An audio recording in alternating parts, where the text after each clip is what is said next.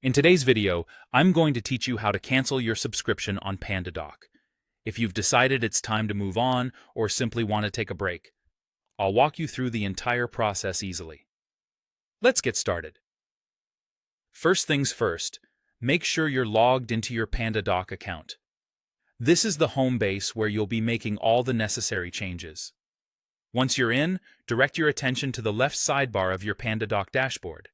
This sidebar is where you'll find various sections that help you manage your account settings, documents, and more.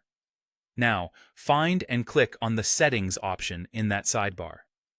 It's your gateway to all customization and management features related to your Pandadoc account.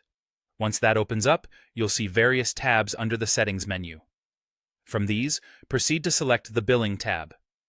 This is where everything related to your current subscription is managed, including any changes you want to make to your plan or payment details. As you navigate to the Billing section, look towards the right side of your screen. Here, you should find a conspicuous button labeled Cancel Subscription. It's designed for easy access, ensuring that users can adjust their plans without too much hassle.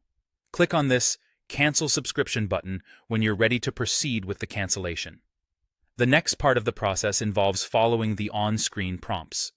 Pandadoc will guide you through a series of automated steps that confirm your intention to cancel. You might be asked to provide the reason for your cancellation. This feedback helps them understand user needs and improve their services.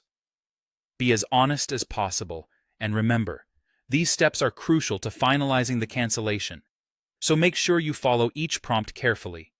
Once you've completed these on-screen steps, you'll receive a confirmation email. This email is an important piece of documentation.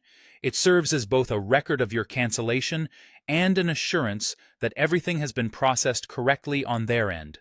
Make sure to check your inbox and even your spam folder just in case it lands there. With that email confirmation, you're all set.